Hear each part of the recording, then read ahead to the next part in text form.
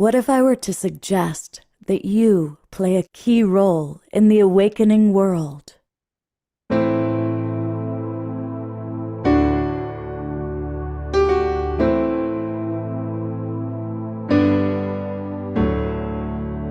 that you are watching this because you have heard the call.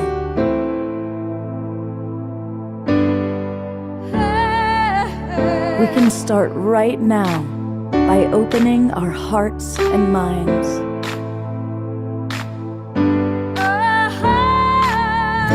Welcome to the awakening world.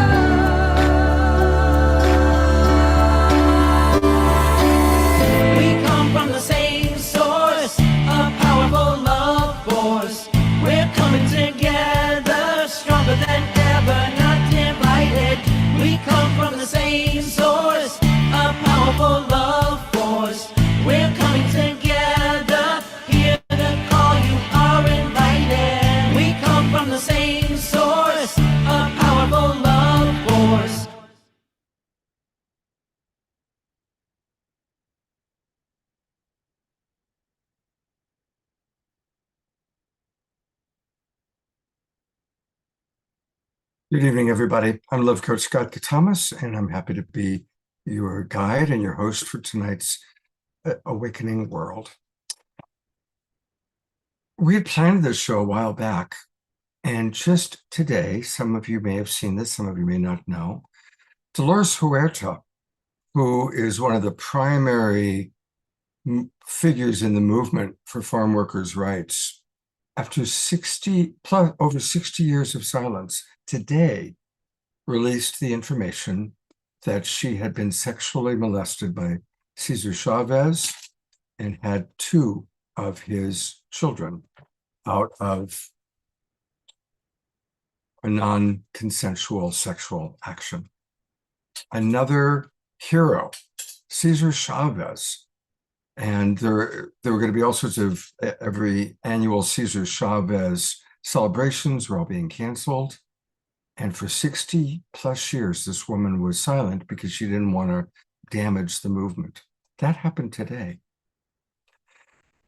There clearly is this incredible part of the awakening world, which is the unveiling and the finally shining the light on the crimes that have been perpetrated. And tonight we're going to take a look at we're going to be with 4 amazing women, all of whom I have so much respect for. And they're going to share how they have taken challenges in life and made beautiful and powerful creative expressions. And we're going to see some of those creative expressions. Some are videos, music videos, movie music. And so that's what we're going to do tonight. And we're going to have a very powerful conversation. And we certainly want to include all of you in that conversation. So thank you for being with us.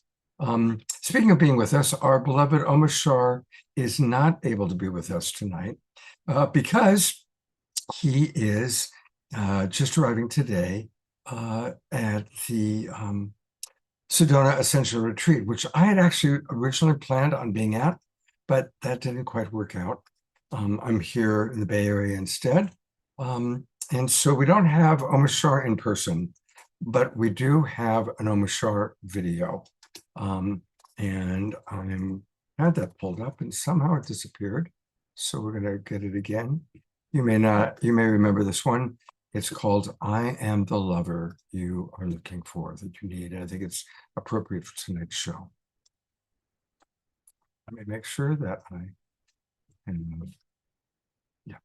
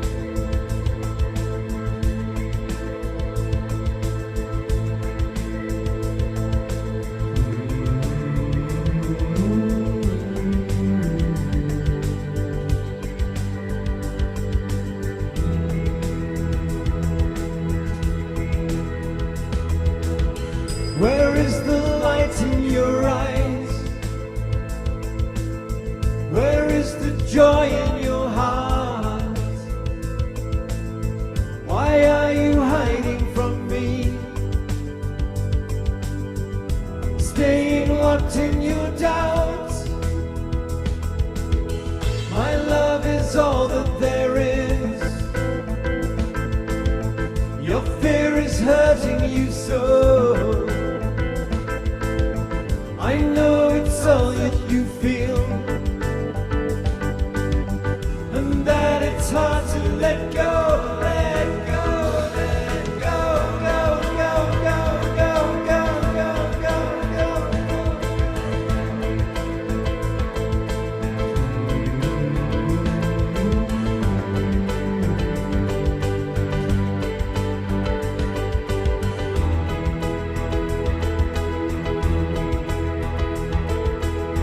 again, that look in your eye. You do not believe in me. You'd rather live in your dreams. I've come to set you free. I am the lover you need. I hold my hand out to you. All I ask is your trust. I love you more than you know, and I love you, you, you, you, you, you, you,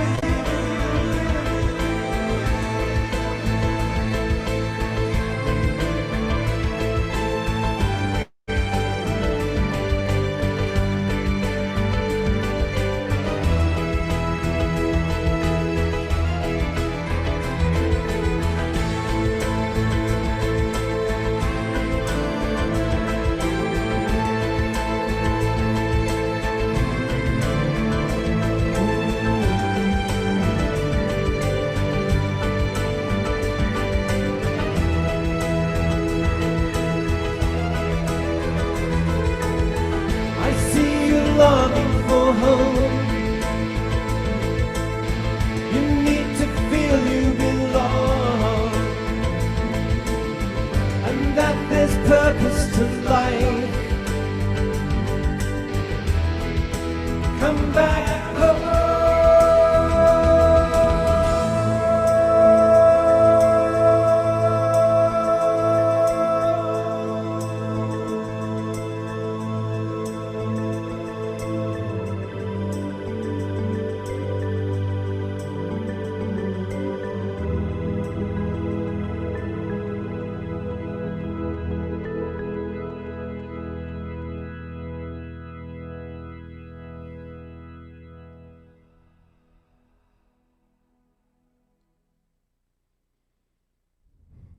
Send love to our beautiful Omar Shar, who is in Sedona. He just arrived today. And you probably all know this, but when he sings his songs, for example, when he says, I'm the lover you need, he's not referring to himself, Omar Shar, the human being. He's not that vain. The key to almost all of Omar Shar's songs is he's singing from the voice of the eternal beloved of divinity. So I just wanted to make that clear to people, especially given tonight's theme. So we have 5 extraordinary women, and we've done many shows on the rise of the divine feminine, and all 5 of these women are have gone through their own challenges, and I have tremendous respect for them. They've all been on the show before, but for all of you new people who might be watching on YouTube and Facebook, in no particular order, because they're all magnificent, here is our beloved Piper Dellums, who has graced the show so many, many times. And we're going to talk with Piper and see some of her videos. Of all the people on the show tonight, this is the person I've known the longest. This is my friend Radiance. And we go way, way back and have enjoyed a friendship over the years. And Tess, actually, you know what? I knew Tess Cacciatore before I knew you, now that I think about it, Radiance. So, I was wondering about the timeline, but I'm fine with whatever. But I'm honored to know you both and Piper, and I'd love to meet the other ones soon too. And of course, we saw Tess most recently with Yumi's Universe Project, which is so beautiful. And someone who's been on the show a lot recently. Once we discovered Hannah Burke, it was love at first sight, for our Global Peace Tribe audience and Hannah. And so it's great to have her back with us. And of course, our beloved Diara. So has created something very special that we're going to close the show with tonight. So I'm going to just start really by opening up a conversation. And I'd like to invite each of you to just maybe share for 1 to 3 minutes a little bit about your experience of having a significant challenge in your life and how creative expression has helped you with that. Not to sugarcoat it, but yeah. And I'm wondering, Hannah, if you'd be willing to go first.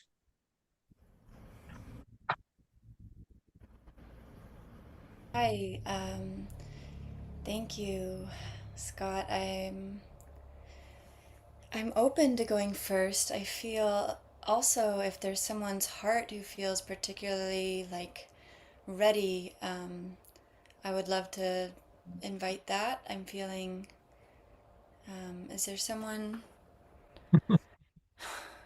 Okay. I see Radiance is willing, so Okay. we'll. Wonderful. I'm just feeling like I need a breath before I Yeah, open. absolutely, Yeah. absolutely. Usually I have a very clearly defined agenda, and tonight I'm kind of being a little more spontaneous. So thank you, Radiance, for being willing to share first. You're welcome. I actually just wanted to, because so much of this topic and this season appears to be coming in with a lot of weight, I wanted to just encourage the audience first. Please remember to do self-care first, to walk away, turn this off, go read a book, go take a warm bath. You're invited to. I'm not telling you what to do. You're invited to go do that. Second, I would really encourage people to yawn. One of our friends that's watching is a neuroscientist, and he talks about the importance of lowering the cortisol in the brain. And the easiest, fastest way to do that is to yawn for about 1 minute, and then just type something that you truly value into the chat, just so that you're doing some self-care along the way. So I just wanted to welcome that, and then just send out a prayer of goodness for all of those in the healing who are here to heal and here to gather resources and engage with one another with a willing heart. So I just wanted to say thank you to everybody. Thank you, Scott, for the courage that it takes to speak up so that it doesn't just have to be something happening in the darkness, and it can actually be what this whole group are part of, which is we face the things that are challenging together so that we can move out of isolation and move back towards humanity and building with one another. Thank you, Radiance. Yeah. And while we have you, do you want to share a little bit about your inspiration for the film we're going to see? And I'd love to. Again, this is a sensitive topic, so I just want to say if there's any children in the room, please ask the children to leave or mute, please. Second, my mother was child sex trafficked in a huge trafficking ring over 80 years ago in Chicago. And many of my family members were trafficked in that same ring. It wasn't until the 1970s so I've known about this for a long time, and the darkest of the dark I'll be very direct, from cannibalism on up. So it's the darkest of the dark that I have known about from a very early age in my life. What's important to me is that helping people to recognize that, number one, this has been going on. This was being talked about in the last show. This has been going on since before the time of Jesus, and he just made it unpopular. Sacrifice, human sacrifice, all of the diabolical has been going on for as long as there have been the humans being on Earth. And we have to have a willingness to turn back towards the light, turn back towards goodness. Within my own family, I recognized there weren't a lot of people talking about this, so I always felt very isolated in my knowledge of the darkness, and especially the darkness within the entertainment industry. So I worked it out through music. I would go to talk to therapists, and therapists didn't necessarily know what I was talking about or referring to. So I had to kind of map my own way, and I would speak a lot about the darkness in my music. And from that is where I found the most amount of healing. And the film that you're about to see tonight, Tess, I've been close friends with Tess for a very long time. She has a really powerful organization called Global Women's Empowerment Network. And she asked me if I would be willing to to do the soundtrack and sound design for that film. So that's what led me into how to bring empowerment back to the people and get people talking about this. So if you're going through it, you're not crazy, and we're here to be of support. Thank you. And I've gone ahead and brought Tess up because it seems like a good segue to kind of hear from you, Tess, a little bit about what's led you to make films like The Rescue. So I do want to address one thing, Scott. I'm so grateful that you brought up Dolores. I saw the news today and I just want to cry over it because I've met her many times. And the fact that she's 95 years old and she finally gets to have that release of sharing her story makes a slight positive part of it all. And the word on the street, because there's so many monuments and streets named after Cesar Chavez, and they're talking about taking all of that down and renaming it after Dolores. So I just wanted to send a lot of love to everybody that's in her family and impacted by this situation and the story. But most of all, to encourage and invite people to really share their stories. We have a program under Gwen that is about Reveal to Heal. And our neuroscientist friend, Mark Waldman, as Radiance mentioned, is on the watching here. And we're about ready to embark on a series of healing workshops and seminars. So I want to invite everybody to, keep in touch with us through Scott and other people. My own personal journey, I started talking about the trafficking issue about 20 years ago, and I was shocked at the statistics and surprised at the fact that these statistics had been out there for so long, but so many reporters and journalists that interviewed me were shocked at what was going on. It was almost like to me, the veil has been lifted, and now we get to heal from it. We get to come together in community and to be able to continue to reveal and to heal, because I believe that everyone has a story to share.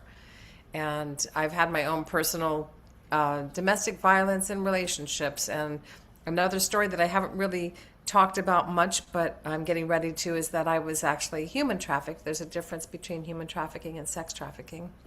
I was human trafficked by a dear friend, who I thought was a dear friend, in Africa. And another day, another story, but I just want to let you know it hits dear to my heart that all of the people, the survivors that are coming out, and we need to listen to them. We need to gather as a community, and we get to get in the process of healing. So I don't know when Scott's going to have it on the agenda for The Rescue.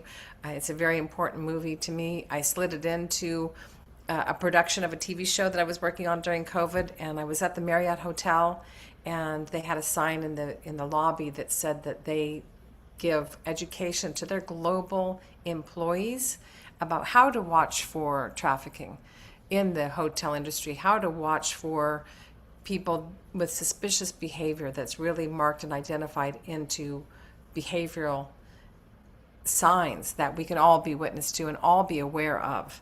So I immediately shifted in my production of the TV show and slid into writing the script and shooting it within 2 days. And it was a magical moment, and all the actors on my TV show switched gears and became the characters in the movie.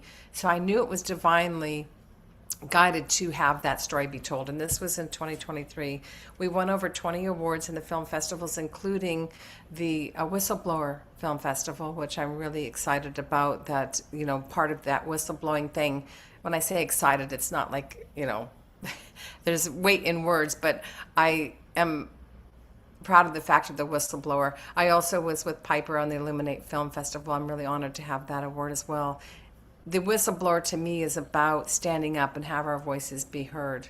And when I was able to come back to Radiance, as she mentioned, we go way back, and to have her put that beautiful soundtrack with her daughter being one of the voices, Radiance being one of the voices, and my dear friends that are part of the Radiance music world in Indiana was able to put this beautiful score to piece, because there's not a lot of dialogue. I wanted the emotion to come through the visuals and the light that came through the hotel room, which that was divinely, like the light coming in right now.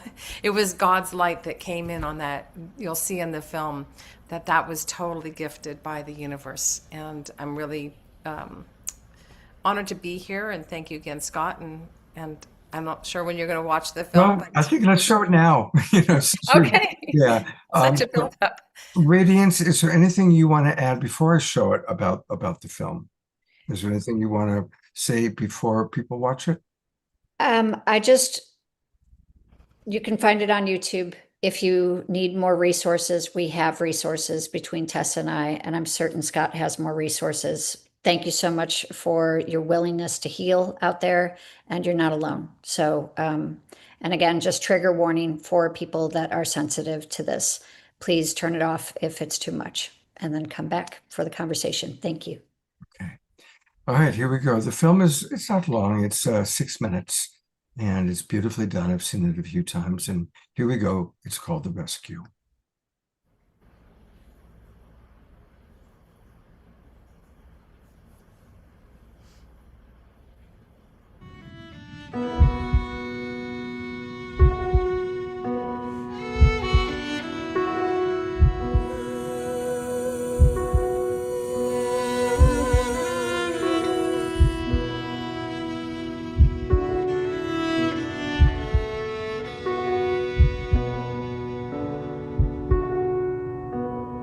I thought you loved me. I thought you knew. I thought you cared for me. Distorted view. You said you'd need me. Your deception was cruel. You can't even see me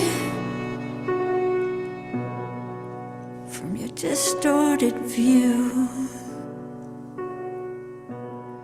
Romeo, Romeo. Stay here. Get on the bed and behave. Stay here. Don't answer the door to no one. I'm bringing back all the candy you need. You hear me? Listen, I'll be good, baby. you'll be good. Yeah. You're always good. I am. Come here. I love you. What? What'd you say? I love you. Come here. What'd you say? I love you, baby.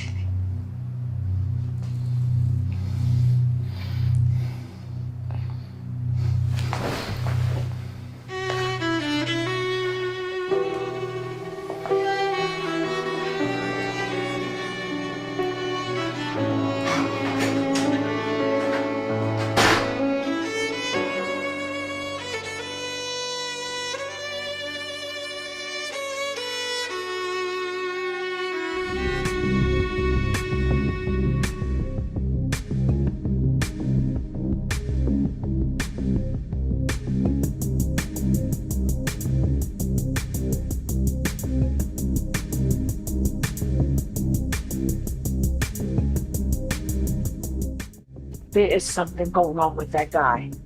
I noticed that too. Let me see it. Let me check. Room 805. We need to do something. Yeah, I agree.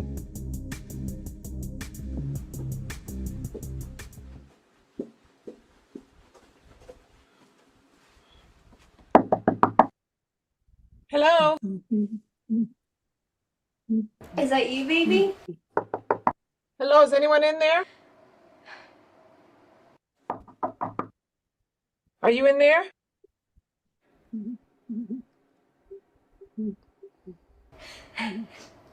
Are you okay? Roswell was the home of the 509 bomb group. This was the only atomic bomb.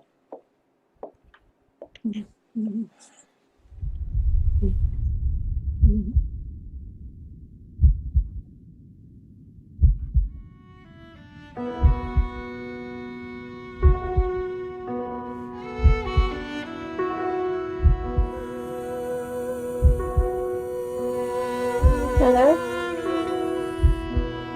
Are you okay? No. Do you need me to call authorities? Yeah. Okay, you stay right in the room. Okay, lock the door. And I'll be back. Well, what if he comes back? Don't worry, we're gonna catch him from downstairs. You just stay in the room. Put the lock on the door, the other lock. Okay? You're safe now. You're safe. I'll be back. You're safe.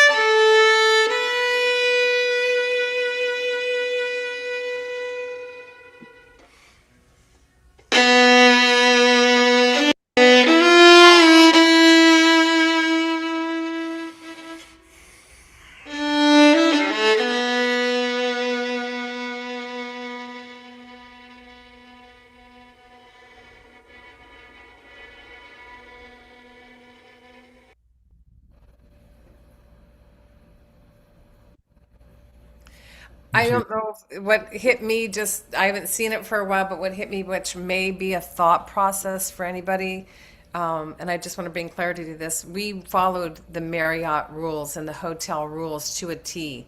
You know, I'm thinking from an insider looking from the outside point of view, like, why didn't they just grab her out of the hotel room? They're not allowed to. There's certain processes that have to go into play. So I just want to give that information out there because I never really talked about that before because it just popped into my mind. I'm even saying, why don't they just grab her out of the room and run? Yeah, I had that question. Yeah. Me too, after all these years. But I was going to the T of Marriott, and I worked with airline ambassadors, and they have programs in place. So I think that we're really now at a really great crossroads to have these cycles of abuse, like Radiance's family 80 years ago, and Dolores Huerta, 60 years ago. It's time we put an end to this kind of vicious cycle. And I'm actually getting ready to do a documentary short starting next week called Confessions of a Trafficker. I met a trafficker in 2018 when I was doing the CSW, the Commission on the Status of Women in New York, and he was on our panel. And since 2018, I was so moved by his story because he was abused as a young boy, and then at 12 he was groomed by a woman in her 20s, got pulled into that trafficking world. So I'm not trying to make light of where he went, which is a very dark place, and nor is he. He wants to he left the business as a trafficker back about early in the 2000s, and has been dedicating his life, even at the risk of his life, to share stories so he can let women and young people know the signs of what to watch out for. So, yeah. Well, thank you. Thank you for the work. Is there, before we go to Piper and Hannah, is there any stories you want to share of how this film has made an impact on people? I'm sure showing it at the festivals, and as it's gone around, there have probably been some amazing experiences. Anything that you'd like to share?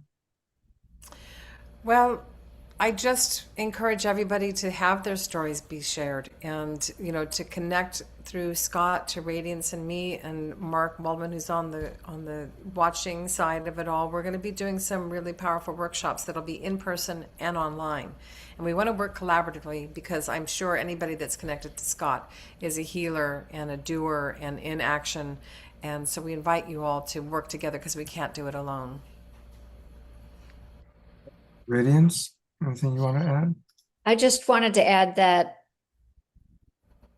even with the vast amount of diabolical darkness that is coming into the light right now, it's coming into the light, and many of us out here have gone through massive amounts of healing.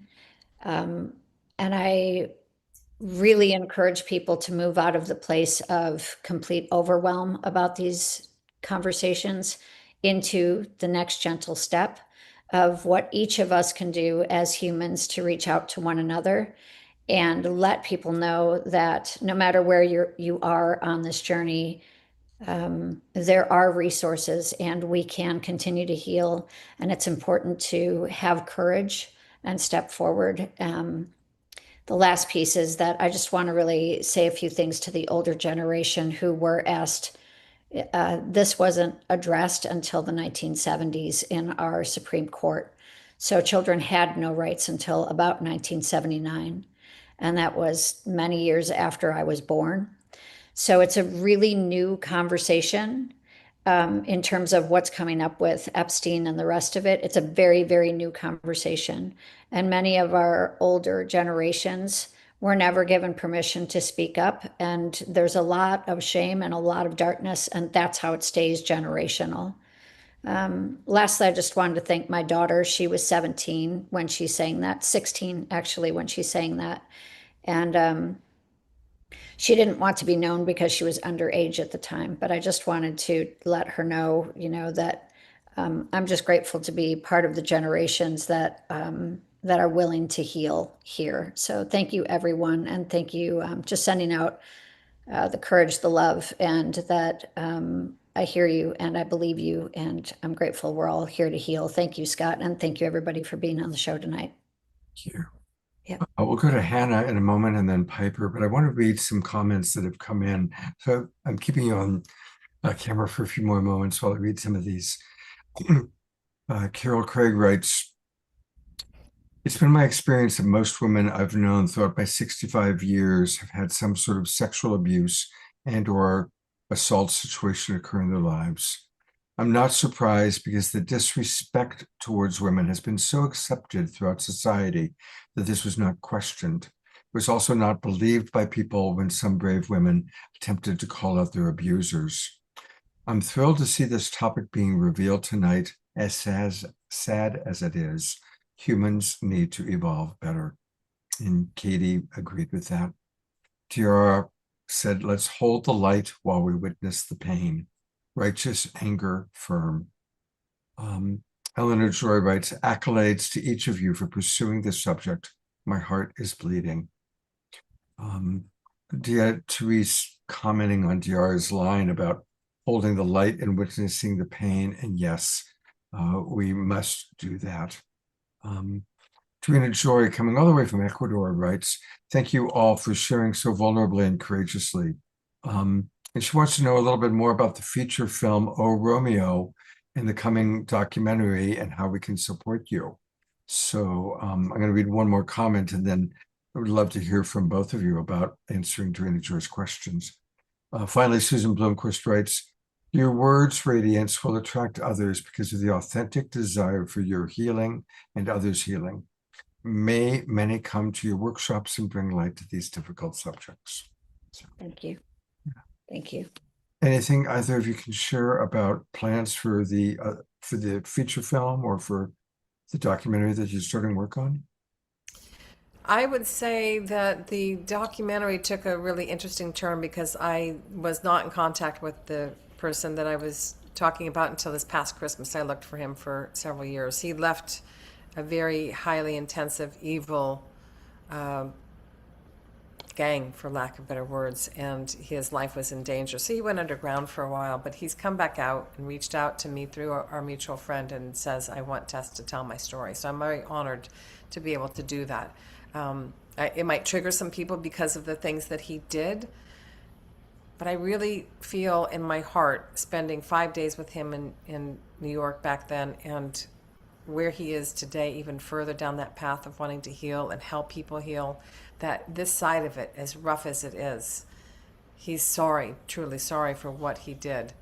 And the cycle of that is evident because he was abused by his father. At 12, he was groomed. So there's so many interesting things to reveal. And if there's anything that anyone wants to do, I invite you, and Radiance invites you to join us somehow, be part of our workshops. And of course, we always would love any kind of assistance in the filmmaking process as well. Thank you both, ladies. And of course, they'll be back a little bit later on in the show. I'm going to bring up our friend Hannah Burke. We've seen recently, those of you who are regulars, some, whoops. You know what? I think I just accidentally put her in the waiting room. Piper, I'm going to go to you while I fix that. So Piper. Absolutely. First, I really wanted to thank you, Tess and Radiance, for the work that you're doing and the beautiful film. It brought up a lot for me as well.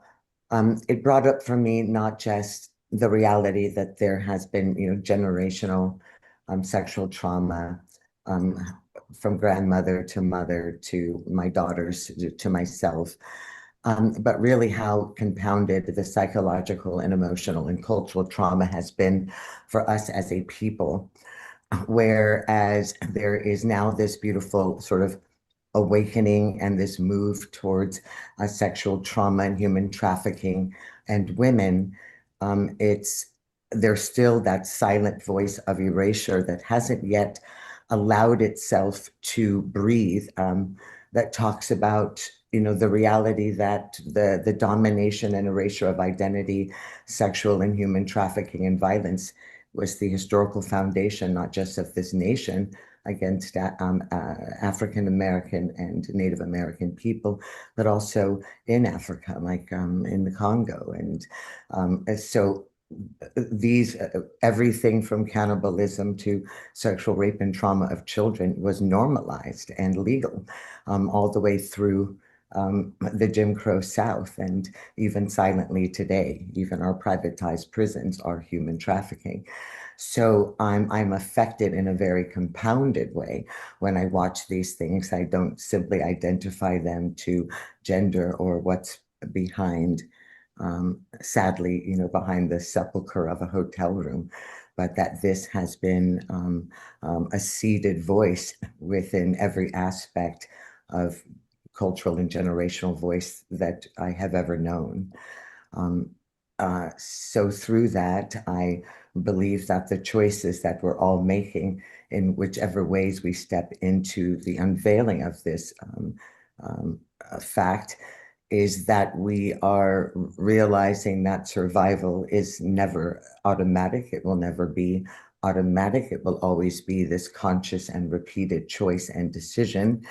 And that we have to live through the darkest pain, whether it's silenced or voiced or unknown, whether we wear it as a cloak on our skin or, in the silence of the depth of our tears after midnight, but that we as humanity have been trafficking, abusing, tearing apart the souls and bodies and hope and identity of one another from the beginning. And this is something that needs to be addressed by a global consciousness in a very different way. And it will only truly be addressed when there is no fear to confront the foundations of how these nations were built. And we're not yet there. But I was also a United Nations delegate, CSW Tess, in New York. And that sent me to many places around the globe. But one very significant place was Belarus. And this, of course, was after the unveiling of my own childhood sexual trauma at the hands of a babysitter, my daughters, all of the silence that we hold that push us into compassion. But I went to Belarus to help uncover the homosexual pedophilia of 10,000 orphan boys over the course of 40 years.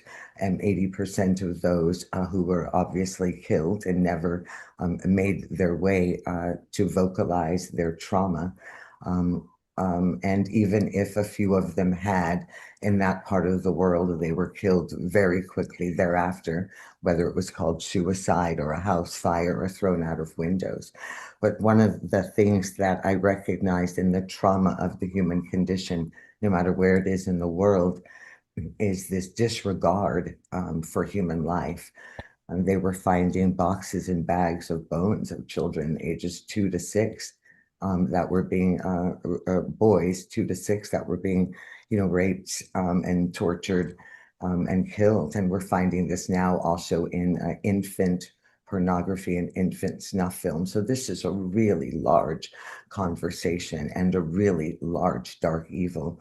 And perhaps, hopefully, perhaps we can shift some of this through the vibration of awakening, which of course is the foundation of what the work that you do, Scott, that each of us do, because we're never going to end this. That is a non-reality. It's a beautiful poster, let's end human trafficking and end. That's never going to happen. We will always have the darkest of darkness. But if we can attend to the light, we can certainly save moments and people and hope along the way, so that we're not assuming that we can heal every grain of sand on this grand beach called humanity. But if we shift it in the knowingness that these are life lessons for a soul in a classroom, maybe faith will be enough to allow us to mitigate and maneuver the whys, even though we can't answer them.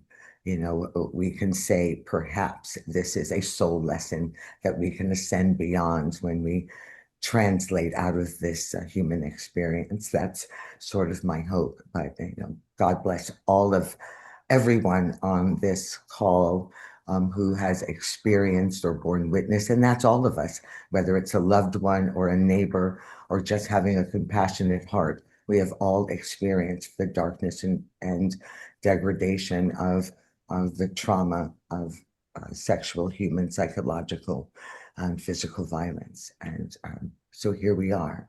Here we are, Piper. And let's all take a breath. It's a lot. It's a lot. And, I always like for my show to be inspirational as well as informational. And tonight, obviously, there's a lot of hard information. And I so respect that all of you, have used your brilliant creativity. So we're going to show 3 of Piper's short videos. And the first one is called Spirit of the Rain. Tell us anything you want us to know before I play this first video, Piper.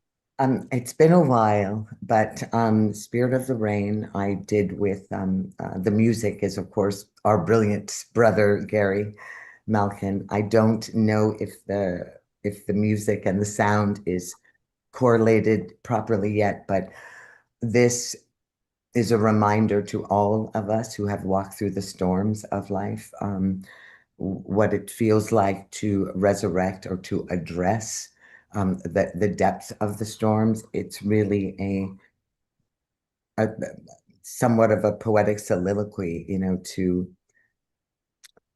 my higher being after confronting a lot of the traumas, which of course, confront after something additionally is added to your experience that allows your grief to break open with more honesty and less fear. And that, of course, was the death of my father. It was something that allowed me to grieve to a point where I could go back and identify, some of the other traumas that I had buried. Because it was, my hero had died. And then I thought, gosh, I don't have him there anymore to lay this on. So now it's between God and self. And the spirit of the rain, I recall, is the voice that came through that metaphor of rain and tear and release and purification. Well, thank you. And so we're going to take a look at this film. It's actually a little bit, it's not one of her shorter ones. I'm seeing now that it's 11 minutes. Oh, but we can stop it anywhere you'd like. Well, okay. Well, here we go. Spirit of the Rain by our beautiful, brilliant Piper.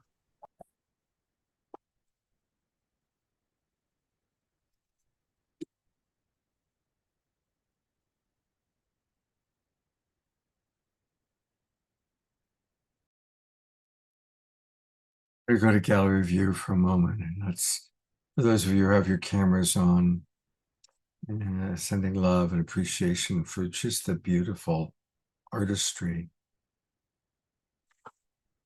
And what always amazes me, Piper, is the juxtaposition of how much pain of the world you're aware of and how beautiful your videos are. There's this incredible juxtaposition between that, those two elements. I think maybe that is because our survival, Scott, is a form of resistance, isn't it? So I don't think that we would be doing the work that we're doing if out of the same view from whatever gate, our heart gate or our eye gate or our mouth gate, that we weren't seeing as much beauty in the world as we were seeing its shadow. And I think we're always reminded that shadows appear larger than they are. And once we get beyond the shadow and into the intimate details of our everyday experience, and that we survived, there is no other way to see the world but in beauty. It's just a redefined beauty, isn't it? It comes with all of the shattering. It's like the shards of glass that make up the mosaic, and the mosaic is so beautiful, but it's made of broken glass. And like I used to always say with my dad, it's broken branches that make the perfect nests. So although they're removed from the tree that is rooted in the life, those broken branches still hold us and sustain us, and so thus they're beautiful. I'm going to read some of the comments that have come in, and then we're going to go to Hannah, and we'll see more of your videos in a little bit. But Damien and Christine are together. They wrote, "Absolutely stunning, Piper. Thank you." Radiant says, "Amen." Ayada writes, "Our survival is a form of resistance." Yes.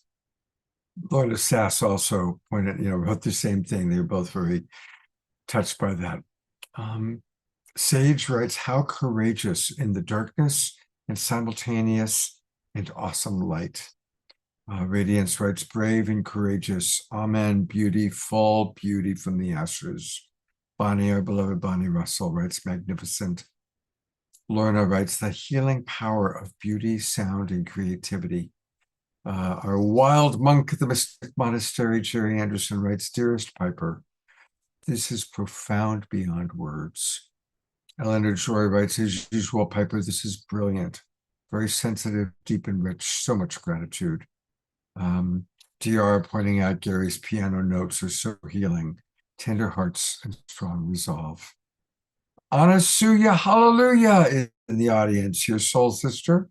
And she writes, "Piper, you are an exquisite proof of successful resistance. Your art is sublime." Tess pointed out, "I love the broken branches which make the perfect nest." Beatrice writes, "I felt each poignant note of Gary's accompaniment to Piper's sensitive words." Thank you, my beloved sister. And we'll be back with you in a little bit. All right. Well, originally I thought she was going to go first. Hannah, I think now you've had a little bit of time. It all kind of flowed beautifully. And this is, of course, our beloved Hannah Burke. And we're going to see a fair amount of Hannah's creativity tonight. But Hannah, I'd love to just open it up to whatever you'd like to share with the audience before we show the video, the short video of Humble the Jungle. Thanks, Scott. Hello, everyone. Really good to be with you all. I appreciate having that moment to just breathe and take it in. I could feel my body brace with the vulnerability. And I was so grateful to Radiance for coming in and really giving that just grounding preparation for people of what we were going to receive tonight. And the film she and Tess made really moved me. I was in tears.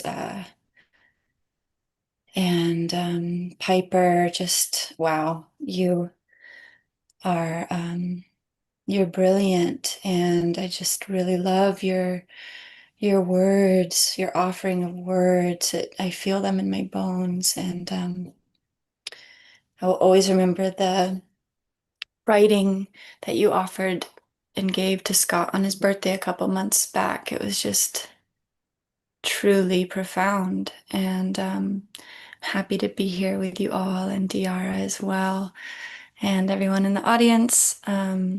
I'm feeling particularly like raw tonight, and that yeah, both personally and I think with the added layer of like coming on to share vulnerably.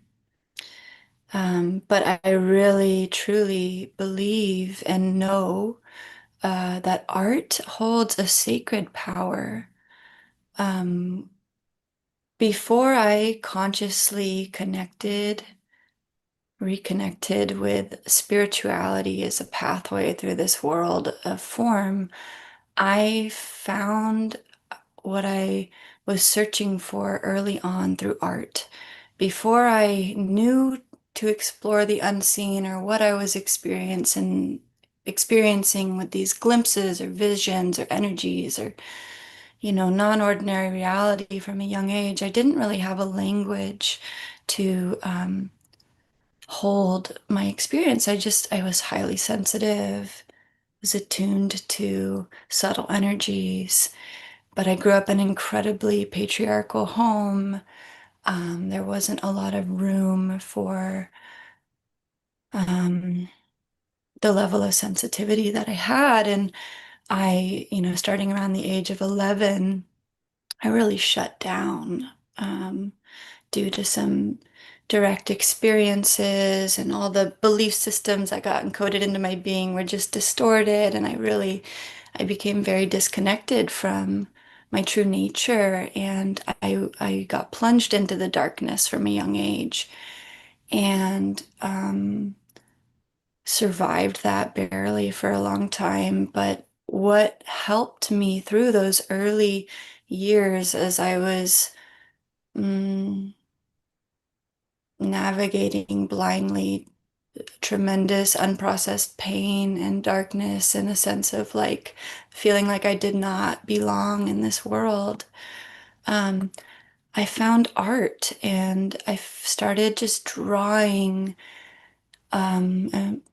all sorts of unusual things. Nature with faces on it was a huge theme I explored in high school, and I started writing songs as soon as I picked up a guitar. I just learned a few chords, and all of a sudden I had a lot to say, and I would process my world through singing or through drawing, but I wasn't talking about my experiences as much as I was channeling them into some form of visual art or songwriting. And I felt like the artifacts I created mirrored back to me something I had lost touch with inside of myself. Like they showed me these glimpses of beauty or magic or mystery that I did not feel inside. I felt far away from those things. And I I went through some pretty intense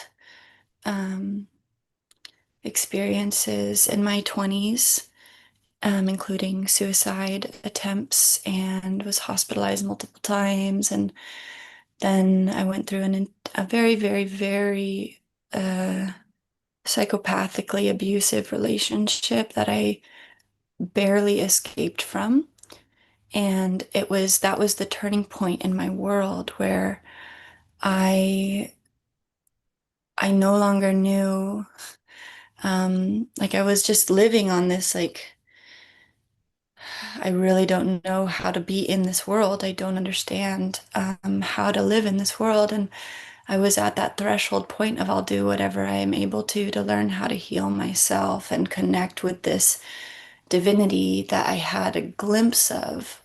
And the Divine Mother, it was the Divine Mother who like was calling me home to myself and to my soul, and to um, learn how to move energy and heal and work through the shame I felt, through being vulnerable, through finding spaces where I could safely open up and process and begin to connect to my body somatically. And ultimately, I went through psychic development training, and that really helped me understand the nature of reality is like vibrational and frequency, and how to release those foreign imprints of just stuck trauma and abuse and programming and conditioning and mother father's energy and lineage stuff, and release what was not my true essence, and begin to call back my pure spiritual energy, my soul essence, and my spiritual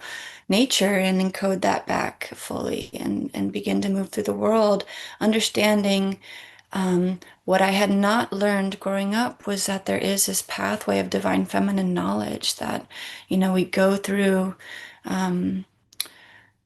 darkness ultimately as an initiation to remember our greatest light and our direct communion with Source. And it's such a gift today, but it is so fragile and it's so tender. And, not everyone survives that journey. And not everyone gets a glimpse of the divine or whatever it is. Many do and many don't. And I don't know how to make sense or order that. And I don't need to in this moment. But I was able to hold on to this thread. And I really feel like through the grace of the Divine Mother and this feeling like there's something much deeper we're doing here on this planet at this time, I began to heal. I began to heal myself. And what started to come forth from me at that point, starting around like 2020, was I started to bring forth a new level of art, or like I started to feel these healing songs stirring in me. I started to sing in devotion to nature, to the Divine Mother, to our soul's journey of awakening. And I had lost my voice for a long time after the abuse. I was physically unable to sing for 2 years after I escaped because the trauma and the physical constriction in my throat. And I really believe in like the gentleness of opening back up. And I started to heal myself first and then step forward into sharing my songs in community spaces. And one of the songs that came through me during this time in 2020 was Humble Like the Jungle. And I'm really honoring the darkness on some level. I'm calling for awareness for it in the song, while also acknowledging like what was forgotten. I sing to the Holy Ghost, who I know as Sophia. I call her the Divine Mother Sophia. I'm singing to her, for her, as her, through her, like this process of alchemical remembrance, and also reaching into the ethers, the dimensions, to unite with the other healers who are all incarnated here on the planet at this time, to anchor sovereignty, divinity, harmonious existence with the elements of nature, with how we can live with each other in a more honoring way, how we can be in greater communion with our own inner wisdom, and how we can remember our direct communion, each and every one of us, with Source, with the God Source. And so Humble Like the Jungle is this song to support remembrance, remembering, we are born into this world where most of us go through a pretty intense amnesia process of forgetting who we really are, where we come from. And like your opening song, Scott, like we come from the same source, a powerful love force. Like our souls are fractals of God's light. They are, we're bite-sized pieces of God. Our soul is the light of God in human form. And we come into this world, most of us forget who we are, and we're navigating, remembering and creating ourselves, and moving through an incredibly dense, in many ways highly dysfunctional world where it is difficult to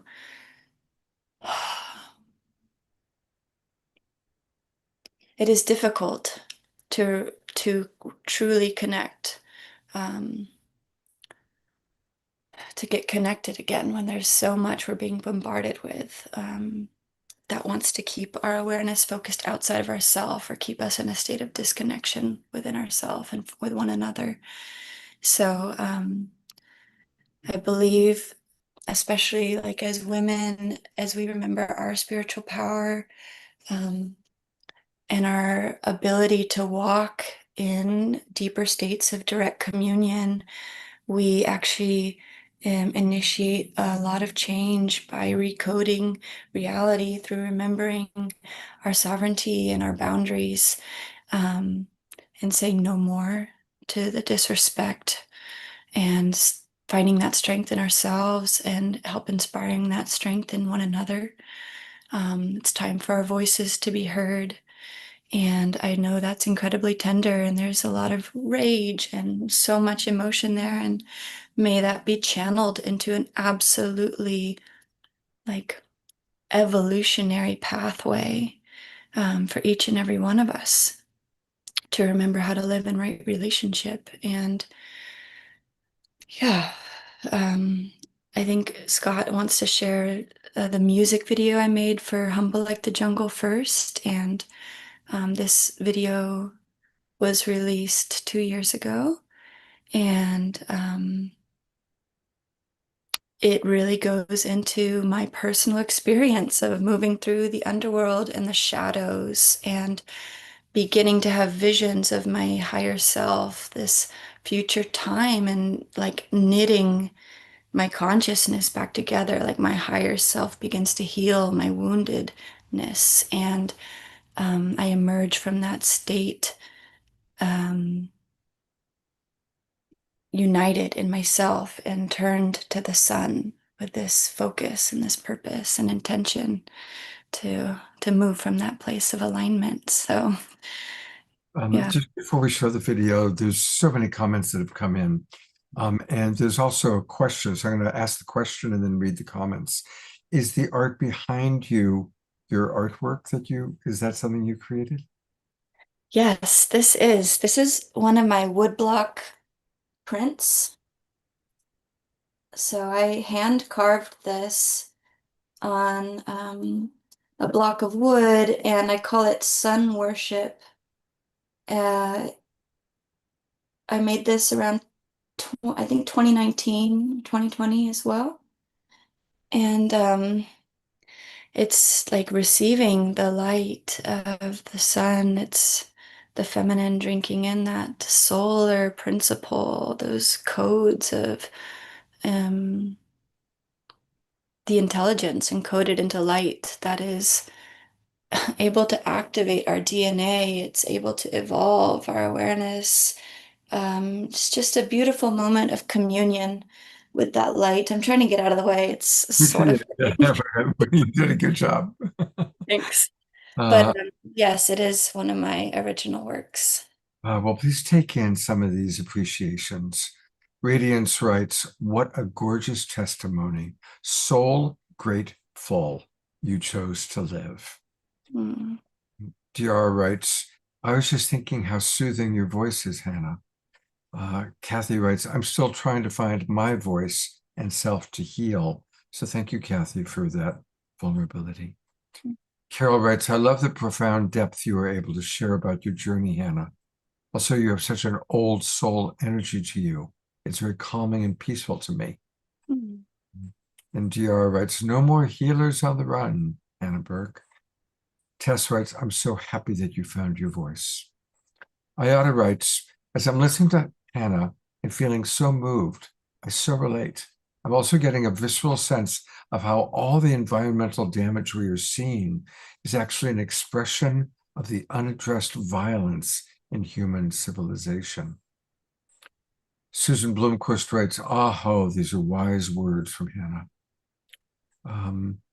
Carol acknowledging the connection with all of us here in Global Peace Tribe, this safe space that we have, and she's grateful for the refuge. And thank you for putting this thought into words, Hannah. Mm. Tia Therese writes, each sentence is quotable, but to choose one, it would be anchoring our sovereignty together. Thank you, Hannah. Susan writes, the way you have expressed your healing journey gives a pathway to others. Christy writes, love your wisdom and integration. Dia writes, I was immediately immersed in your background creation. There is so much in it. And finally, Bonnie Russell writes, I relate to your creative outlets to heal your pain. I love your block print behind you. So you've touched many hearts. Thank you. I'm And- touched. Thank you so much, everyone. And here is the video she created of Humble Like the Jungle.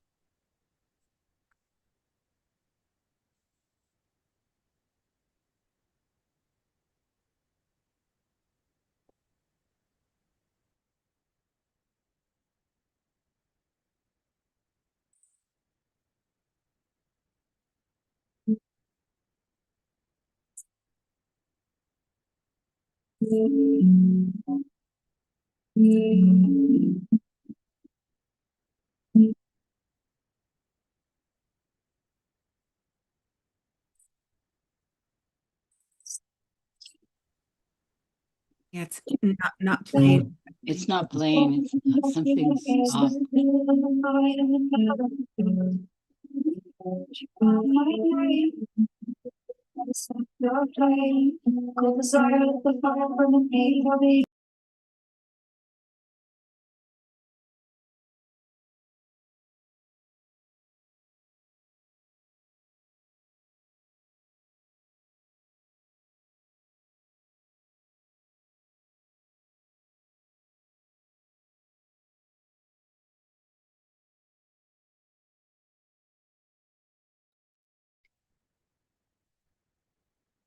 Yeah, it's still not playing correctly.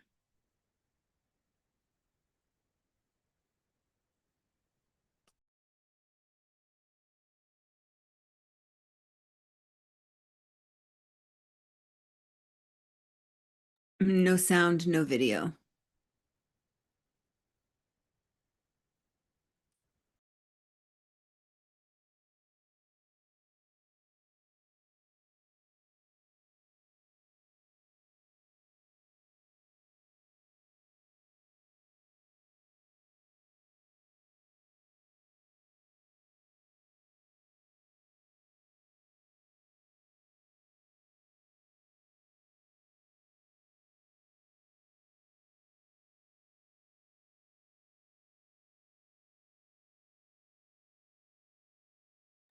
Yeah, still no sound, no video, Scott.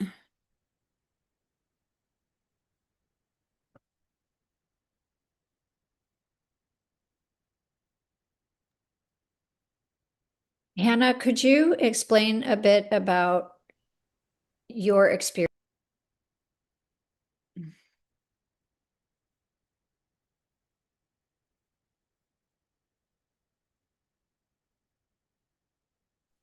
Radiance, I think you were beginning to ask a question. If you wouldn't mind putting it in the chat, I'd be happy to speak to it.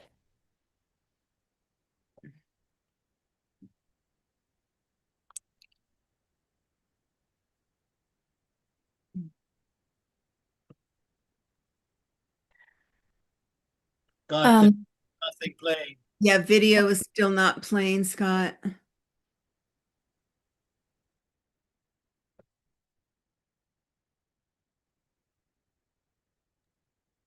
The video is not playing? No, it's not playing. Is that true for everybody? Yes. Oh my God. Yes. That's the strangest thing because it's playing on my end all the way through. So all this time you were hearing it but not seeing the video? Not hearing. That's correct. Just a blank screen. No hearing, no seeing. Well, that is really strange because, okay, well, let's go back and try this again.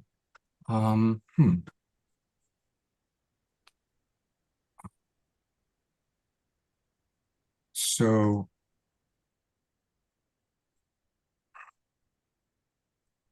do you see anything there? Like that's how far along we were as I was seeing it. But we were just seeing a black screen. With the sound. We see visuals now. I'm gonna, it's strange. Yeah, first time seeing something. All right, let me try going to full screen and see if that somehow changed it. Are you still seeing it okay? Are you seeing Yes, now we can see Humble, like we can see the beginning frame. and then I'm gonna go to full screen all the way one more time. Okay. We can hear it. It just, And can you see it all now still? no, it stopped. As soon as you clicked it to full screen, that's when it paused it for us on this end. Hmm. Now we can hear it. Yeah, okay. Well, so what I'm hearing is when it's like that. Yes. You can see that? Can you- Yes. Yes. Yes. And it was moving and we could hear it. All right. Well, we're going to try one more time. I'm so sorry. Here we go. Let's try again.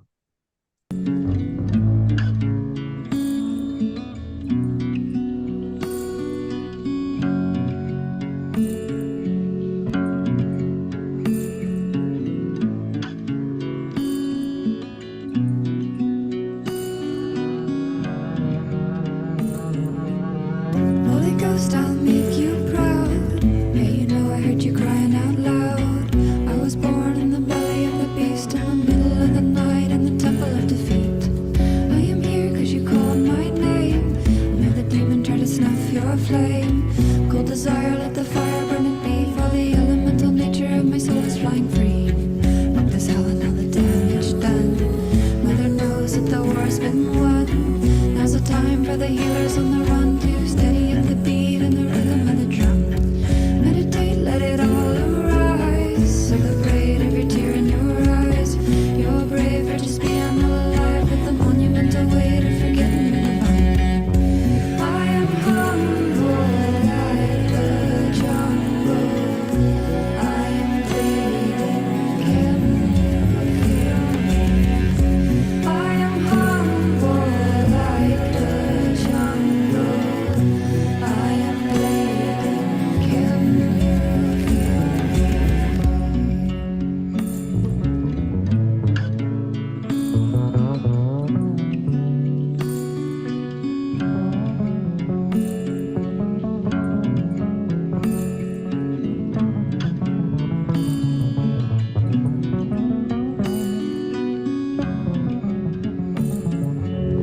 When you remember that you chose your life, there's no need for you to run and hide. I'm sick and tired of the shame and deceit and the fear of never knowing when the mission is complete. There's a presence trying to steal your mind. Move your shadows onto the light. Choose to love and you will heal, and time will let the fear of the unknown continue to swallow your life. I am humble like the jungle. I am bleeding. Can you feel me? I am humble like the jungle. I am bleeding. Can you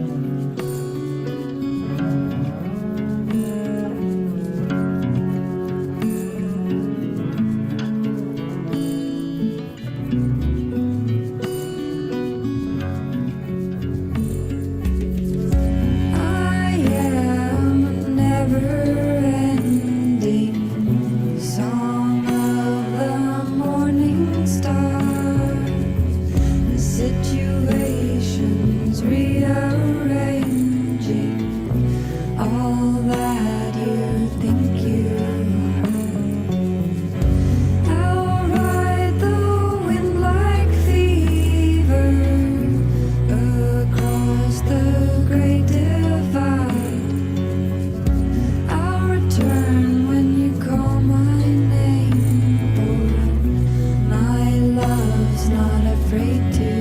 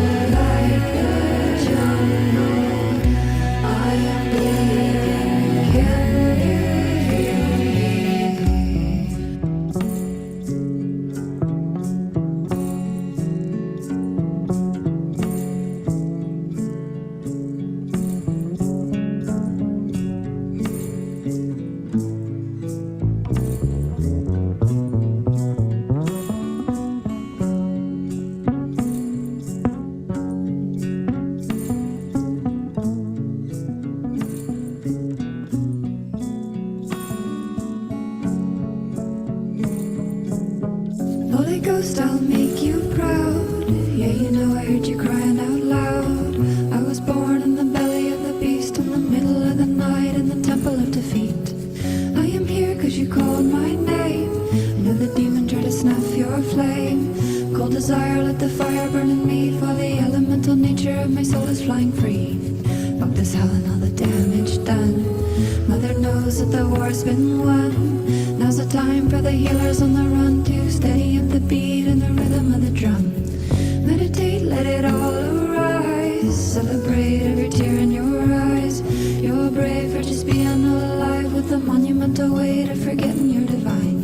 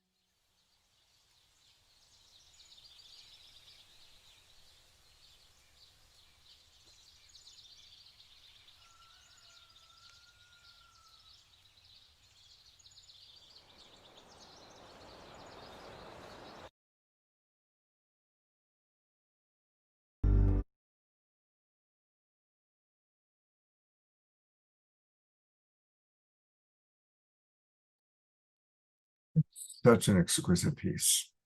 So beautiful. Sorry about the technical snafu. I still don't know what happened. No worries. Yeah, it was a funny minute or two, but thanks everyone for staying with it. Yeah, I know Radiance had asked during that period if I could speak, I think, more about the process of the Yeah. video. And yeah, I collaborated with director Sean Lim for this, and he approached me after he saw me sing this song live and said, you know, I'd like to make a music video. And we began this process of talking about, we'd go for these long walks and see and sense similar themes and imagery and just talk for a long time. It was a very like open-ended dream for basically 2 years. And then in the last year, the timeline just aligned itself for the forward momentum to begin to ground itself into being. And we found an incredible cast and crew and production team of independent filmmakers, artists, dancers here in the Bay Area. We basically made it on like a shoestring budget and a prayer, and just made a pitch deck together, and people were really moved by it. A lot of people just wanted to be part of it, and the dancers who are there, they're representing the different elements. So there's a woman representing the water, there's someone representing the fire, there's someone representing the earth and the air, and then the cosmos, the ethers, the space. And so they're dancing, and as I was watching it too, I was just remembering like how much art and dance is this alchemical process of like integrating confluences of experience and energies into our being and into the fabric of reality, into culture as well. And we just, yeah, we released it 2 years ago, submitted it to 2 film festivals. It got into both. It won a few awards at a local one in the Bay Area. It won Best Performance and the Marquee Award at the Locals Only Independent Film Festival. It was officially selected into Berlin Commercial in Europe, and it was also included in another local filmmaker screening here, and just an honor to be part of it. It's such an interesting, it was a huge expansion for me as an artist who has focused so deeply on like my singular channel and bringing through like paintings or woodblock prints or songs, poems, and sharing that. But then to step into working with a team and everyone in their aligned role, working together synergistically to create visual storytelling to support the song medicine, the story in the song. It was so profound and very cool experience. We filmed the nature, like the fire and in the woods out at Solstice Grove in West Marin. Maybe a few of you know of that space. They have some cool events and parties there on the solstice each year. And then at a studio in Oakland for the Temple of Defeat, Belly of the Beast, dark shadow dancing scene. And yeah, we have an intention and a prayer to create another music video together, Sean Lim and I, for my song Earth's Daughter. And we actually want it to be a continuation of Humble Like the Jungle, from like, what can the wounded healer do? How does that manifest into the world once the healer is intact and in service? And we have already started talking about what that will look like, and the vision for it is profound and very multidimensional, very nature healing, honoring the power of singing to purify, to cleanse, and through all dimensions of reality. And so we're gonna have a lot of fun with that. But again, these projects are unfolding on a higher timeline, and we hope to be underway with that in the next year. But they're massive efforts, and they're incredibly beautiful collaborations to be bringing into the world. Just yeah, it'll be a process, just as this one was. Thank you for sharing that. I'm going to bring up our other friends, our other presenters, and kind of just open this up into a little bit of a conversation. Radiance, what would you like to share? What do you feel inspired to share after seeing the beautiful work of Hannah and Piper? I just want to recognize how many generations are coming together and using the gift of storytelling and art to transform the diabolical and unimaginable back into God's purpose and light. And just really touches my heart to see, first of all, thank you again, Scott, for hosting this evening, but to recognize each one of us in, and I'm certain this is, well, I will speak for myself, for my own space, from my own, crying on the floor next to the toilet of nobody will ever understand. And wanting to end my own life and then to recognize like how many of us in this journey are. I know that I have prayed for people when I've been laying next to the toilet and thinking like anybody else that's here or going through this right now, I just want you to know that you're not alone.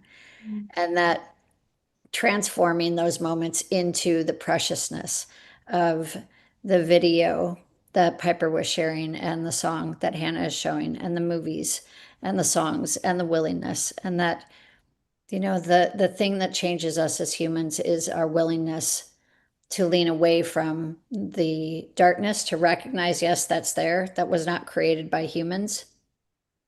It was on set onto humans, but it wasn't created from humans. And that we have the ability to recognize it, to see it, to be, and to heal away from it and bring out this massive amount of beauty from the other side. And I think we are all, I myself am part of that growing journey. So thank you again. Just really felt, and yawn, everybody, please yawn. That was a lot of cortisol tonight. So please everybody yawn and stretch. Tess, after you're done yawning, I'd love to hear what you'd like to share. You caught me in mid yawn. Yes, and thank you, Radiance, for reminding us, because yawning has become a big process of healing. I work with this group of 25th graders that are working on the Yumi project with us, and just in being able, when going off the multi-generational healing and storytelling, it's really passionate to me. So I so honor Piper, your beautiful images, and Gary's playing, and then Hannah, the song was so beautiful. I had heard it actually somewhere before through another circle of circles just recently, as well as Scott sharing it the other day, and now seeing it again in your woodworking. And I'm just feel so blessed to be alive in these crossroads of where we are in humanity, and that we've all come together around the campfire of storytelling, and to be able to bring that healing together through art, through music, through spoken word, through architecture, through paintings. Anything that you all are doing creatively is just a really beautiful thing. And storytelling is a very powerful way to go. So thank you. Oh, beautiful. Thank you, Tess. Thank you, Radiance. Piper, I'd love to hear from you a little bit. And then I thought I'd play one more Piper video, and then we're going to conclude with a really wonderful video that Hannah has provided from a recent show. But Piper, what would you like? I just love Hannah so much. I remember Hannah from your birthday and her presence. If you are able to feel the beauty and significance of this extraordinary angel on earth through this screen in person, it's like stepping into a divine light. She is so stunning. You are such a gift to the world. And I remember saying this to you, and I will offer it to you again.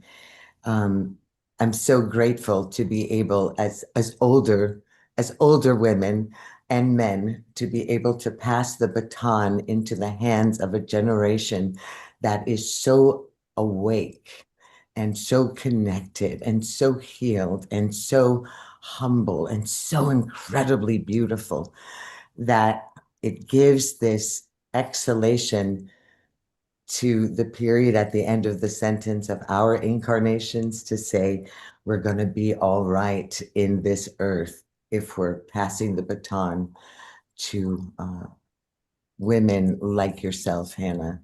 You're just a pride. You make all of us very proud. you're stunning. And I love how you meshed together the Holy Spirit, the Christ consciousness, and the wounded into that oneness at the end to see her significance, her significant elevation. Oh, it was you. It was the story of you. And we're grateful to be able to have borne witness to it. Piper, I'm going to play your Courage to Hope Again video. Is there anything you want to say about that before I play it? Oh, I think maybe Pachamama instead. Okay. I think. And the reason is because Hannah had an awakening in 2020 where a song was written for you. I'm not a musician, but a song was written through me. In the middle of the night, also being rescued from domestic violence, and having newly been rescued and sent to a whole nother city that I'd never been in before, which is here. And I was awakened and I kept seeing all of the women of the world who call out to different entities that are all part of the consciousness of God in every language. And I thought, wow, what if every single prayer and every single way that we pray was called out to Pachamama at the same time for the healing of women? And I couldn't stop singing it, although it just sort of fell. And then I ended up, calling a couple of my friends and I said, I'm going to sing something really weird over the phone, and would you mind singing it with me and putting it together? So it was, and just in case you can't understand what is being said, it says, Pachamama, wash me clean, Unkamaki to the grandmothers, rescue me, Allah, Allah, Abba Father, Eloheinu, Yahweh, Abba Father, Yahweh. And it's calling out to Father, can you hear me? I'm pleading with my soul. Deep rivers of sorrow, we're losing all control. I'm a child, but you gave me away against my will. If I leave, will you leave me? Will my family love me still? And this was for the women that are caught in a lot of Middle Eastern and African culture, where honor killings and being separated from family is dishonorable despite their abuse. And it sort of went on in every language about domestic violence and so forth. And also the violence against the Great Mother, the Earth Mother, and how we recognize that if we rape the mother, then of course we'll rape the daughters and the women of the earth. And so I maybe think that this song may be the perfect way to piggyback off of Hannah's expression, if you think so, Scott. Yeah, I've got it queued up. So hopefully this time we won't have a problem. There we go.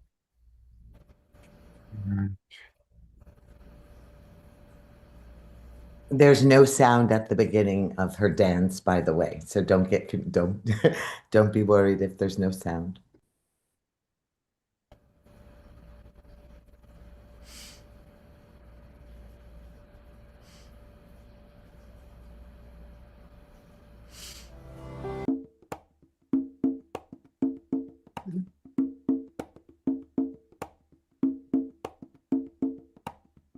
Father, can you hear me?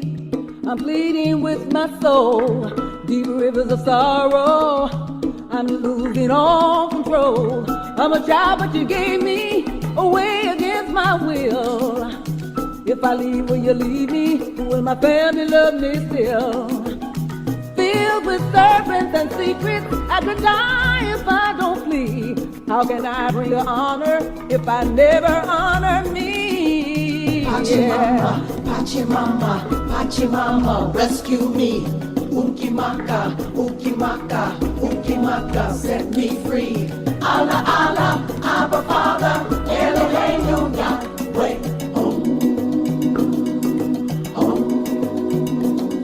Hermano, porfa, sálvame.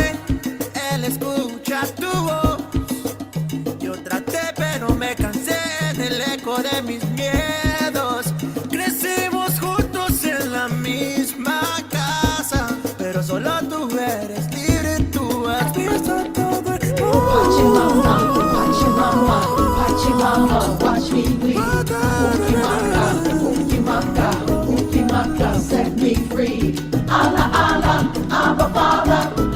Krishna Yahweh.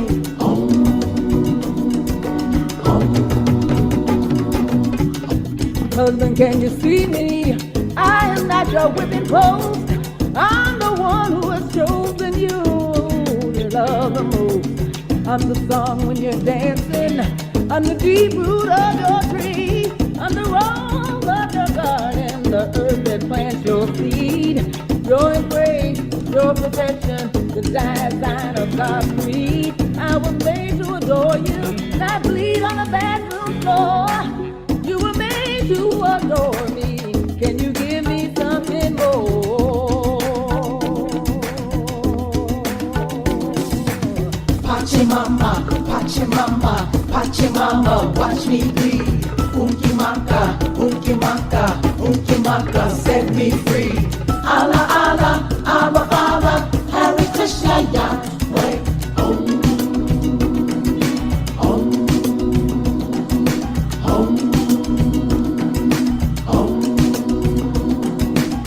Mother, please forgive us. We bowed our heads, we looked away. Too afraid to assist you, but I'm not afraid today. Mother, please forgive us. We've been raped in every land. We must come together before we take your hand. But if you are the mother or refuse this we looked on, you must know in your heart's space we are not safe with your son. Generations before you seemed you never had a boy, but the times they are changing. It is time you had a choice. Pachimama, Pachimama, Pachimama, watch me bleed. Unkimaka, Unkimaka, Unkimaka, set me free. Allah, Allah, Abba, Father, Hare Krishna, Yahweh.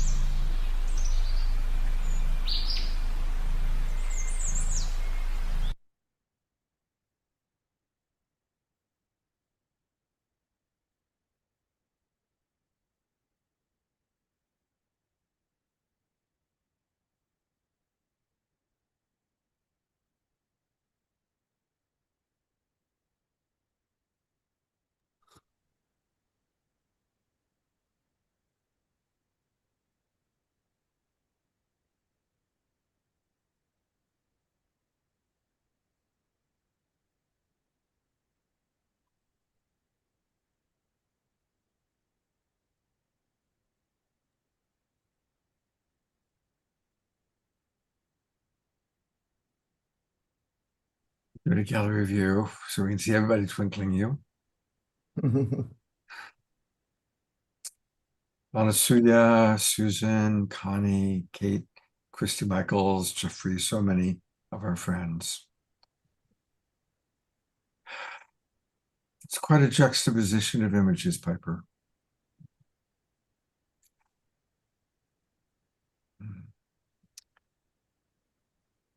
All right.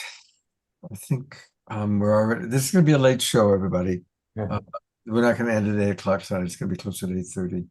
And I'm going to actually turn over to Hannah to introduce the final video that we're going to watch. And then we've got, actually we have a final video after that from Tiara. But Hannah, do you want to introduce what you've sent me that we're about to take a look at?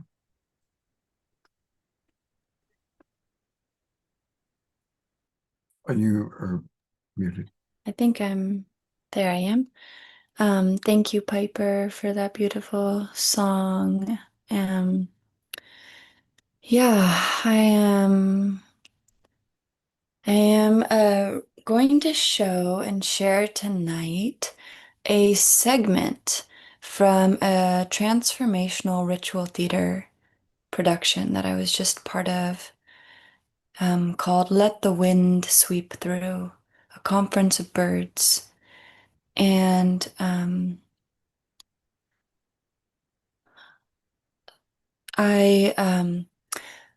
this was production. We had 7 shows at Marin Shakespeare Theater in San Rafael in Marin County. And it was an original adaptation of a mystic Sufi story by Nishapur, Attar of Nishapur, called The Conference of Birds, a beloved story in the Persian culture and mystic Sufi consciousness. And the writer and the director of this play, Melisina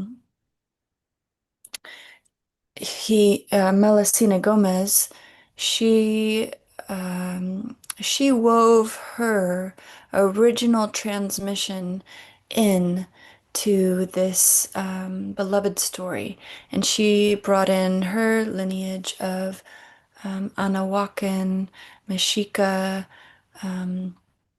Nahualismo, curanderismo, wisdom, folk medicine, earth honoring, spirituality into this mystic Sufi story. And it was a 2-hour long ritual theater play, but tonight I'm going to share a 20-minute or so clip with you. And I'm featured as the nightingale in this. We are all birds that go on this immense journey to move through shadows, fears, underworlds, until we remember our innate union with the divine. And from that place of inner union, we are able to work together synergistically, co-creatively, as a collective once again, all in our sovereign alignment in union with Source. So it's a very beautiful, profound story. I'm just going to share a clip from it, and then at the closing, you'll recognize my song, my original song, Humble Like the Jungle, was sung as part of this production. So turn it over to you, Scott. Great, thank you. Here we go.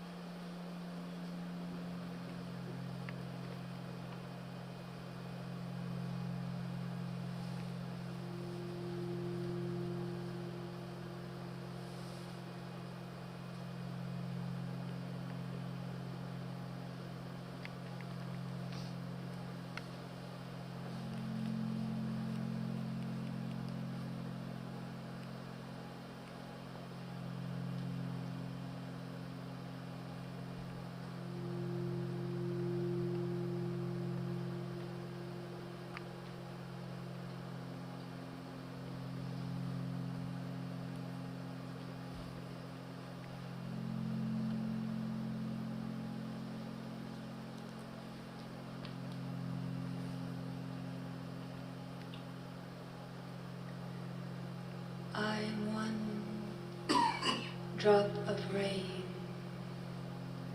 in an ocean.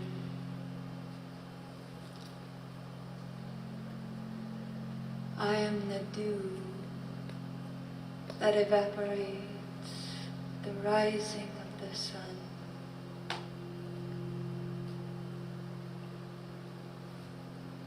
I am the longing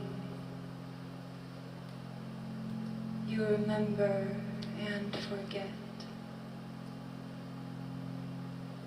For it is more painful to go on when it lives within you.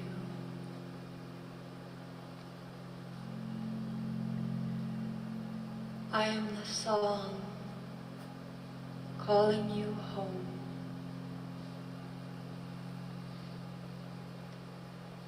I am the words of the poet.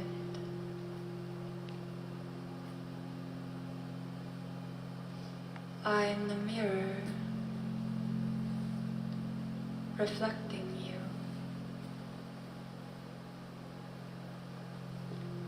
I am the fear of our separation.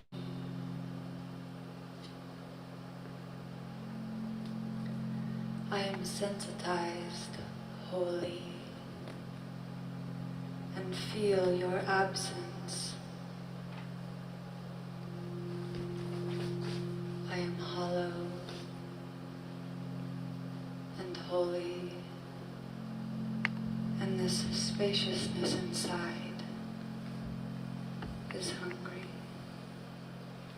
The Valley of Unity lay before them, and most were eager to go.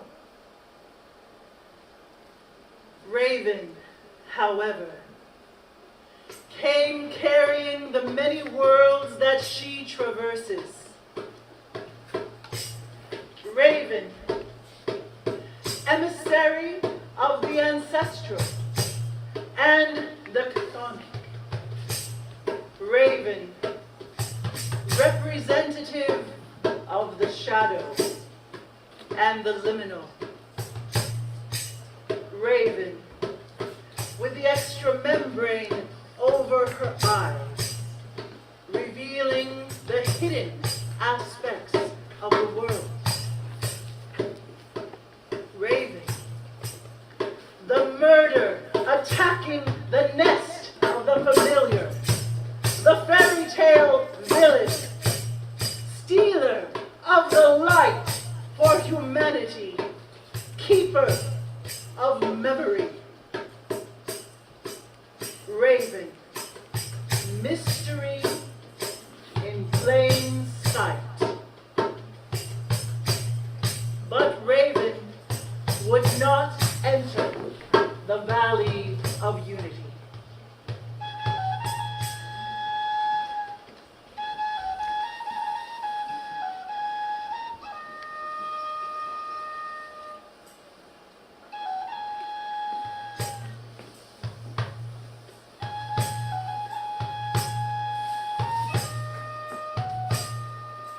There is a story from when the moon and stars were still very young, and the earth, their mother, and already an elder, was pregnant again.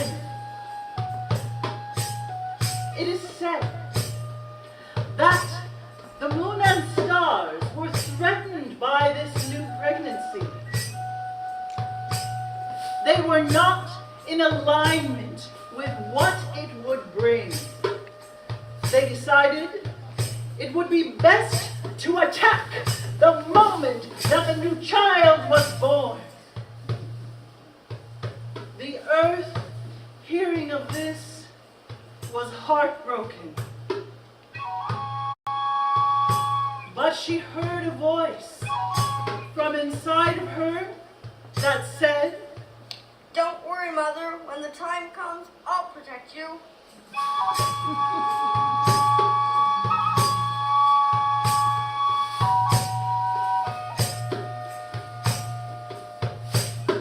As expected, when her labors began, the cosmos attacked. But Huitzilopochtli, blue hummingbird flying left, was born a warrior, and with a hook in his hand, he battled his older siblings for the right to overcome limitations, bringing into the world will, discipline, and the ability to do what seems impossible.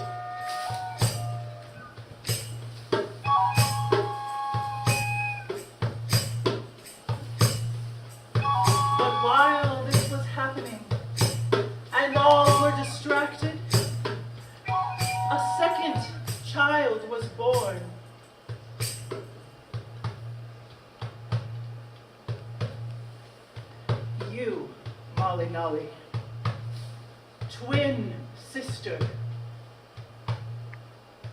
You, goddess of earth magic and the feminine pathway to knowledge. You, dreamer, seer, shape shifter, healer, gifted one.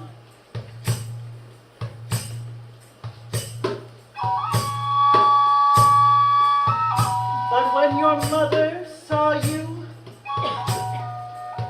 she knew these gifts would not be received. She told you, Hide your gifts. Hide them.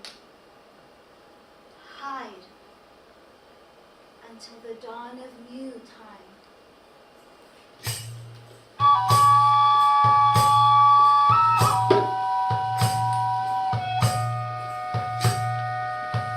unwelcomed one, hidden one. We are the dawn of that new time. How many times have you been asked to be something less than what you are? To hide, to wait, to blend in, to suppress what is magical about you. How many times have we all?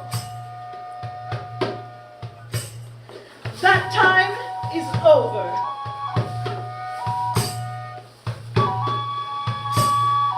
Time to release the legacy of danger, the pain, the sorrow, and the rage.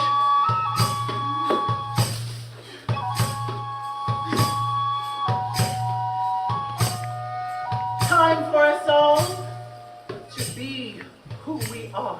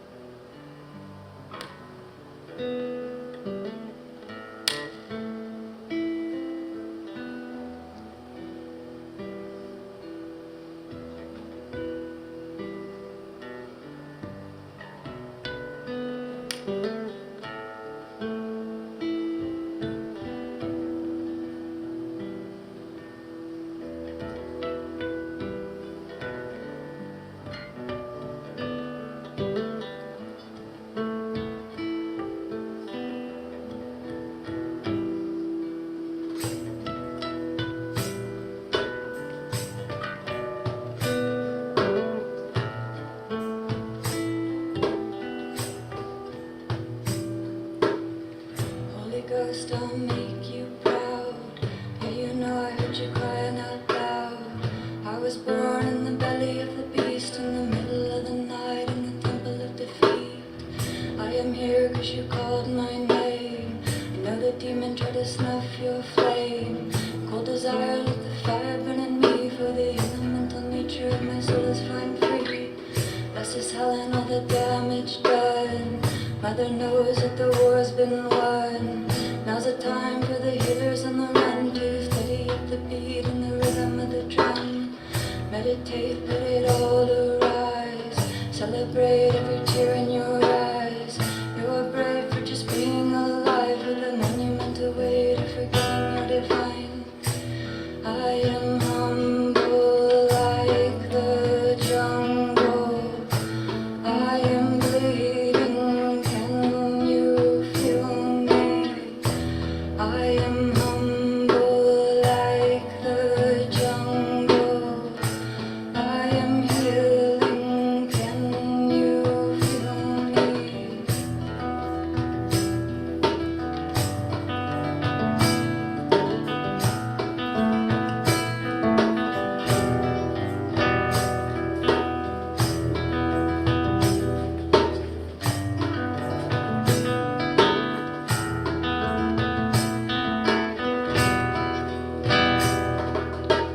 When you remember that you chose your life, there's no need for you to run and hide. I'm sick and tired of the shame and deceit and the fear of never knowing when the mission is complete. There's a presence trying to steal your mind. Air your shadows out into the light. Just to love and you will heal in time, or let the fear of the unknown continue to swallow your life. I am humble like the jungle. I am bleeding, can you feel me? I am humble like the jungle. I am healing, can you feel me?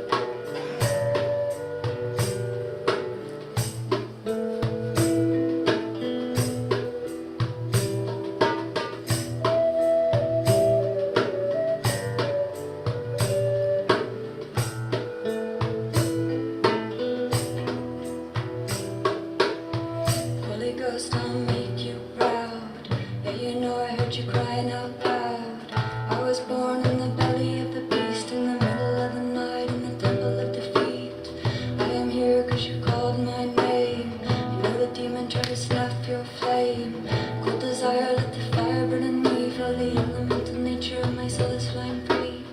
Bless us, Helen, all the damage done. Mother knows that the war's been won. Now's the time for the healers on the run to steady up the beat and the rhythm of the drum. Meditate, let it all arise. Celebrate every tear in your eyes. You are brave for just being alive, with a monumental weight of forgetting you're divine. I am humble like the jungle. I am bleeding, can you feel me? I am humble like the jungle. I am healing, can you feel me? I am humble like the jungle. I am bleeding, can you feel me?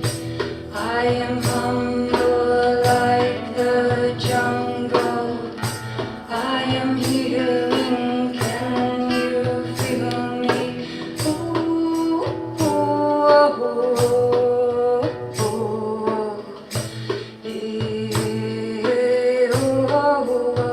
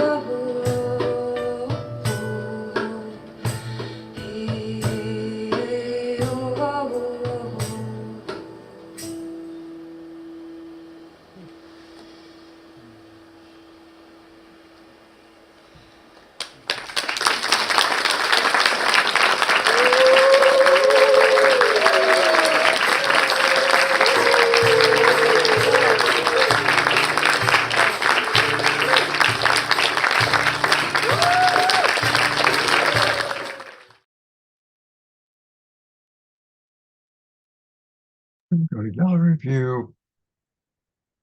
Thank you, everybody, for staying with us. I know it's a longer show tonight, but it's so beautiful to see these amazing creative expressions. What's it like for you, Hannah, watching this again? It feels so good. It's actually I love it. It's an honor because I was so deeply immersed in every show and offering. To have this glimpse from the outside feels like such a gift. And we had an incredible filmmaker film multiple shows who put the video together. His name is Jason Eagle. So it was a gift to get to receive it from that perspective. It's a very intensely presencing experience to be in it and to, weave and co-create with people in this way. And it truly was held as a ceremony and worked on each of us deeply who are part of it. And then we got to bring that to the audience, and to get to see that is, it's cool. It's so fun to be part of it. It's also really cool to see it from the outside too. Yeah. Well, thank you again. Again, thank you, Tess and Radiance and Piper. And I'm actually going to turn it over to Diara for our prayer time. And then let me know, Diara, when you're ready, because she created something special for us to conclude with tonight. Thank you, Scott. Thank you, everyone. This is so powerful, so deeply moving. And the prayer is going to be to continue in our capacity to hold it all, to continue in our capacity to look to see what is here while still holding the vision for what we ask to come. And so just breathing in the love, breathing in the light, allowing our bodies to integrate the power of everything that we've witnessed, the power of everything that we've seen, that we know. And may we continue to be sensitized while also receiving greater strength and resilience to allow our tender hearts to stay open while our eyes are opened wide. And while we know we don't understand all that's going on, we know that there is movement. We know that there is a progression toward greater love, greater understanding. And as those large shadows come up from the light, we remember that we can see through them and see more light on the other side. And as we blast that light through the shadow, we give great thanks for the love that's in this community and communities like this that hold us, that buoy us up when things feel so heavy, so much despair. And we allow ourselves to heal and be healed as we share the experiences that we've had individually and collectively. And we give great thanks that there's a listening now, that there's a place for this to be heard. And we thank our ancestors, our forebearers who went through this without the capacity to share, without the capacity to heal that we have now in these great times, these turning of the ages. And so as we witness things resurfacing, coming back up for deeper healing, we hold on to ourselves, to each other. And we know that we're here for a reason, that we're equipped for this no matter what. And when we forget that, we just hold on, hold on, hold on. And just allowing this beautiful evening to begin to conclude, knowing that our love will continue. The last song for tonight is one that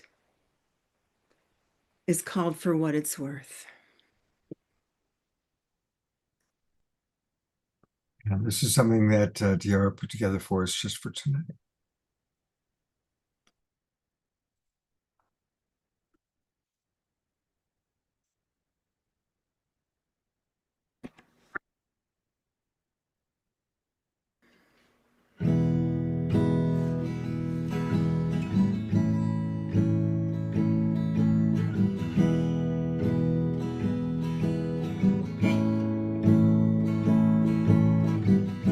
Something's happening here.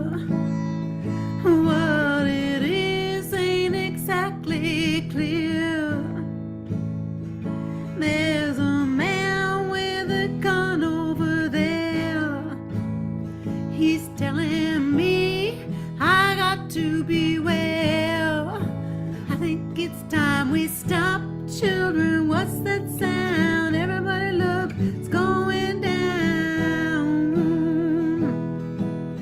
Ooh, going down. Ooh,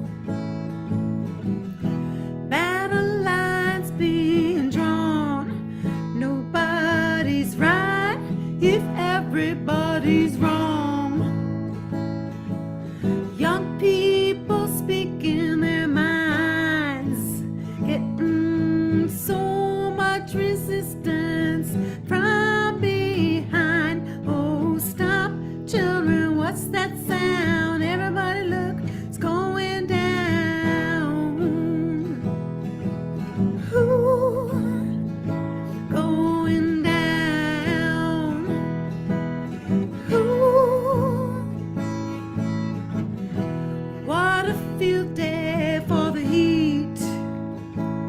1,000 people in the street and singing songs and carrying signs.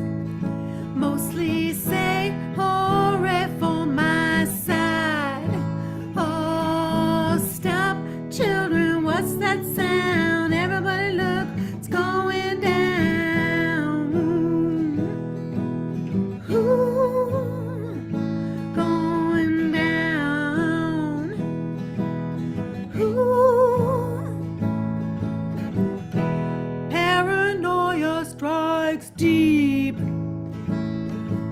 into your life. It will creep. It starts when you're always afraid.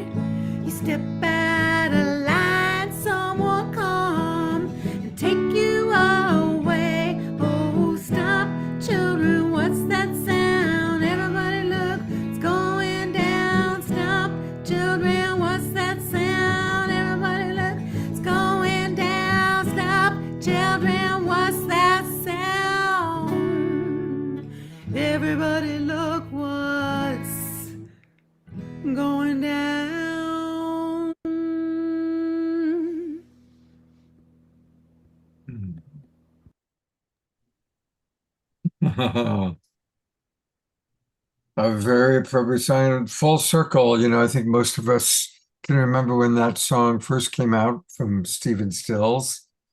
And here we are. Here we are 40 years later. I think it is 50 years later, 60 years later. It's been a long time.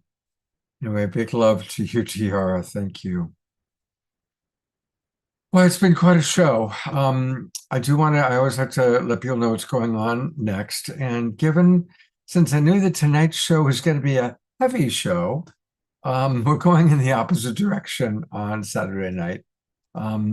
Saturday is the spring equinox, March 21st. And so we are going to have a Awakening World concert. It's going to be pretty much all music.